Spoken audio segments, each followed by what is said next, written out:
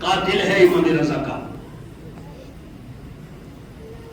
اس کے بعد سے قتل کے بعد سے شہادت کے بعد سے امام رضا کی یہ کبھی چین سے نہیں رہا، اور امام کا قاتل کبھی چین سے رہ بھی نہیں سکتا، کبھی چین سے رہ بھی نہیں سکتا۔ ڈاکٹروں سے، طبیبوں سے، حکیموں سے جا جا کے ریکویسٹ کرتا ہے کہ میرے اندر بے چینی ہے اور مجھے راتوں کو نیند نہیں آتی، میں دن میں بھی بے چین رہتا ہوں اور میں راتوں کو بھی بے چین رہتا ہوں۔ طبیبوں نے اور حکیموں نے کہا کہ جاؤ شکار پہ چلے جایا کرو، شکار کر لیا کرو، شاید ایک ذہن میں جائے گا۔ اور ایک مرتبہ یہ اپنے لشکر کے ساتھ شکار کے لیے نکلا، اور جب نکلا تو ایک آواز آئی کہ سب راستہ سے ہٹ جائیے، راستے کو خالی کر دیجئے، بادشاہ آ رہا ہے۔ سب ہٹ گئے۔ ایک گلی کے کنارے پر امام محمد تقی بھی کھڑے ہیں اور ساتھ میں اور بھی کوئی بچے کھڑے ہوئے تھے۔ جب بادشاہ کو آتے ہوئے دیکھا تو سب چلے گئے لیکن امام کھڑے رہے۔ توجہ ہے آپ کی میرے بزرگوں کی، شاید ہے کہ یہ پیغام آپ تک پہنچے اور کچھ حاصل ہو جائے۔ امام نہیں کہتے، بچے چلے گئے، 9 برس کے گئے۔ بادشاہ نے دیکھا اور دیکھنے کے بعد کہا کہ بھائی مجھے دیکھ کے جب سب چلے گئے تو تم تو نہیں گئے۔ امام نے فرمایا کہ 3 وجہ سے نہیں گئے۔ کیا 3 وجہ کیا ہے کہ وہ نہیں گئے؟ کہ ایک بات تو یہ ہے سب سے پہلی کہ میرے یہاں کھڑے ہونے سے تیرا راستہ نہیں رکتا، کوئی راستے میں رکاوٹ نہیں ہے، تو جا سکتا ہے۔ دوسری وجہ یہ ہے کہ مجرم بھاگتا ہے، میں کوئی مجرم بھی نہیں ہوں۔ پھر امام کا فلسفہ دیکھیے، امام کہہ رہے ہیں میں تجھ سے حسن زن رکھتا ہوں کہ تو امام کا قاتل نہ ہوگا۔ اب وہ قاتل تھا، اب وہ سمجھ گیا، اسے پسینے آنے لگے۔ اس نے کہا کہ تم کون ہو؟ امام نے کہا میں محمد بن علی۔ کہا کہ تم انہی علی کے بیٹے ہو نہ میں رضا کے؟ کہا میں انہی کا بیٹا ہوں۔ اور یہ چلا گیا۔ شکار کے لیے آپ نے لکھا ہے، شملہ بیٹھے ہوئے ہیں، عرب کا آج بھی دستور ہے کہ شکار کے لیے باز رکھتے ہیں، عقاب رکھتے ہیں شکار کھیلنے کے لیے، عرب کا آج بھی دستور ہے۔ اس نے پرندوں کا چھڑاتے ہوئے دیکھا، بادشاہ نے اپنا عقاب اڑا دیا، عقاب پیچھے جاتا رہا، پیچھا کرتے کرتے اب کیا دیکھا کہ ایک چھوٹی مچھلی جو ہوا میں تھی، عقاب نے پرندوں کو تو چھوڑ دیا لیکن اس مچھلی کو پکڑ لیا۔ جب مچھلی کو پکڑ لیا اور وہ عقاب واپس آیا اور بادشاہ نے مچھلی کو دیکھا تو حیرت ٹوٹ گیا کہ میں نے تو پرندوں کے پیچھے چھوڑا تھا، یہ ہوا میں مچھلی کہاں سے لے کر آیا؟ اس نے مچھلی لی اور مچھلی لینے کے بعد کہا کہ اسے جا کر میرے میوزیم میں رکھ دینا، عجائب گھر میں رکھ دینا، اور اس پہ لکھ دینا کہ یہ مچھلی وہ ہے کہ جسے عقاب نے ہواؤں میں پکڑا ہے۔ اور اس کے بعد یہ جب واپس آتا ہے تو امام پھر اسی گلی کے کونے پر کھڑے ہیں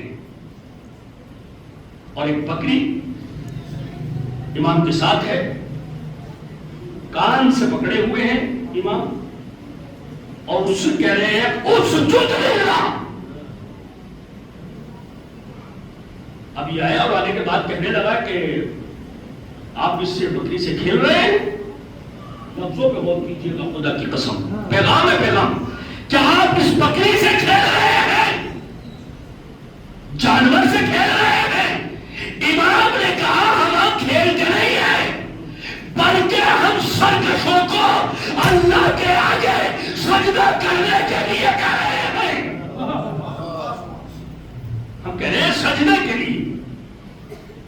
اب یہ سمجھ گیا کہ یہ بچہ کوئی عام بچہ نہیں، اور دیکھنے لگے، اور اس کے بعد اس نے اس مچھلی کو نکالا، اپنی مٹھی میں بند کیا اور سامنے کیا کہ بتائیے کہ میرے ہاتھ میں کیا ہے۔ دیکھیے امام، ہمارے امام 9 برس کے ہیں، مٹھی کو آگے کر کے کہتا ہے کہ بتائیے میرے پہچانے عظمت امام کیا ہے؟ امام فرماتے ہیں کہ بادشاہ کو جب چین نہیں پڑتا تو شکار پہ چلے جاتے ہیں، اور جب شکار کرنے کے لیے عقاب کو پرندوں میں چھوڑ دیتے ہیں تو عقاب پرندوں کو چھوڑ کے مچھلی کو پکڑ لیتا ہے، خدا دریاؤں میں بھنور کراتا ہے جس سے مچھلیاں اچھل کے اوپر چلی جاتی ہیں، جو چھوٹی مچھلی ہے وہ تاب نہیں لاتی، وہ ہوا میں اڑ جاتی ہے، عقاب پکڑ لیتا ہے، پھر وہ بادشاہ کو لا کے دیتا ہے، اور بادشاہ مچھلی کو ہاتھ میں لے کے ذریت محمد کا امتحان لیتا ہے۔ ذریت محمد کا امتحان لیتا ہے بادشاہ۔ اب یہ حیرت میں ہے، اور اس کے بعد اس نے اپنے دربار میں بلایا امام، اور اس زمانے کا جو سب سے بڑا عالم تھا یحییٰ بن اقسم کو بلایا، جو سب سے بڑا تھا، مفتی اعظم تھا، اسے بلایا اور کہا کہ میں آپ کا مناظرہ اور آپ کا وہ کرانا چاہتا ہوں، مباحثہ۔ امام کو بھی بلایا، اس کو بھی بلایا، یحییٰ بن اقسم کو۔ ایک تخت لگوایا گیا، اور جب امام آئے یہ اپنے تمام شاگرد، کئی ہزار شاگرد تھے اس کے، یحییٰ بن اقسم کے ضعیف تھا، یہ اپنے شاگردوں کو بھی لے کر آیا تھا۔ امام 9 برس کے ہیں، یاد رکھیے گا، اور بیان آنے کے بعد کہا کہ اگر آپ کہیں تو آپ کے لیے بھی میں تخت ادھر برابر میں لگوا دوں۔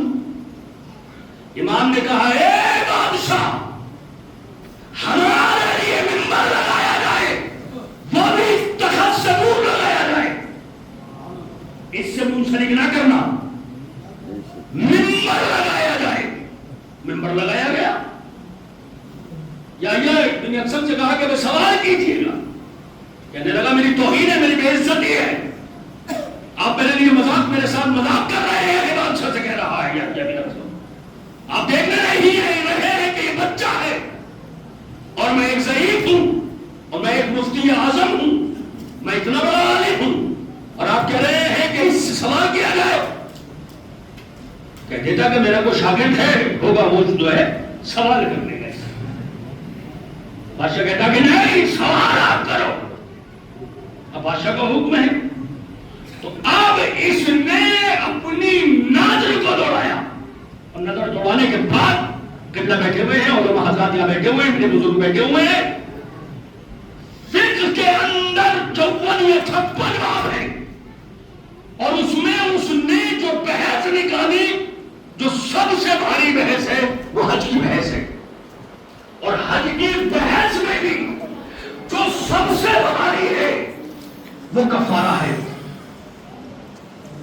کفارے کی بحث ہے۔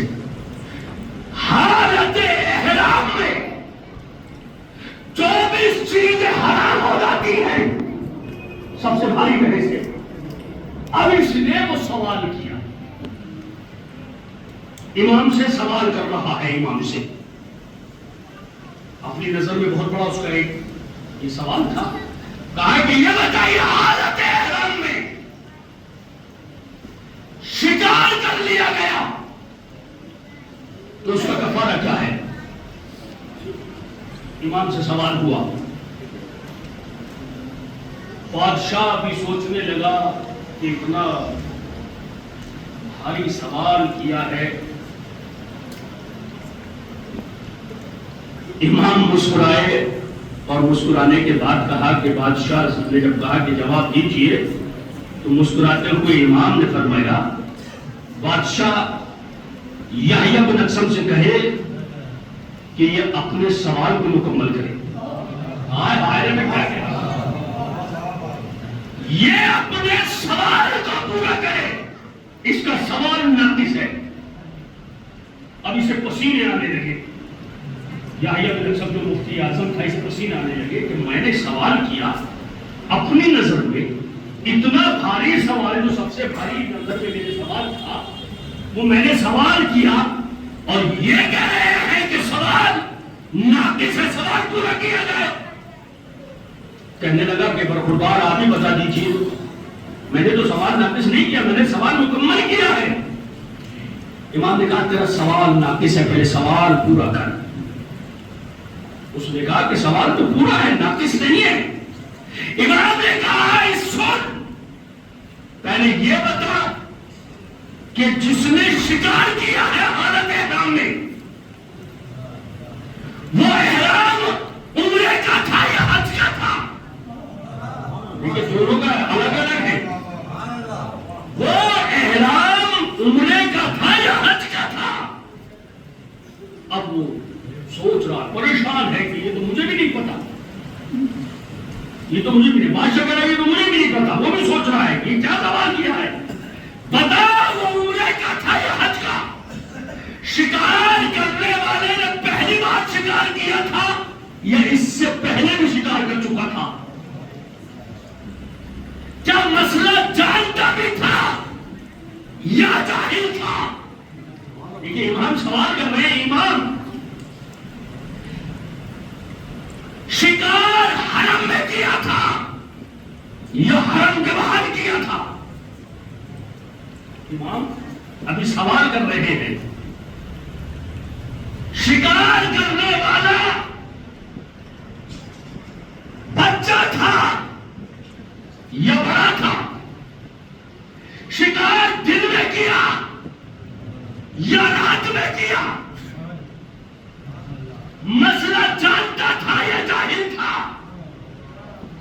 اب جب اتنے سوال کیے، امام نے 13 سوال کیے اسی سوال پر، جواب ایک نہ دے سکا اور ایک مرتبہ دیکھنے لگا۔ امام نے کہا جواب دے، اب میری باری ہے کہ میں تجھ سے سوال کروں۔ گھبرا کے کہنے لگا کہ اگر مجھ سے آئے گا تو بتاؤں گا، ورنہ آپ ہی سے معلوم کروں گا۔ امام سے، اور آپ جو یہ فقہ میں سب کے مسائل جو حج بحث کے لکھے گئے ہیں، کفارے کے بحث جتنی بھی لکھی گئی ہے، سنی اور شیعہ اور علماء نے یہ سب امام سے پوچھ کے لکھی ہے۔ تو کون ہے ایسا کہ اس کائنات میں کوئی ایسا رہنما، کوئی ایسا لیڈر بھی ہے؟ نہیں ہے۔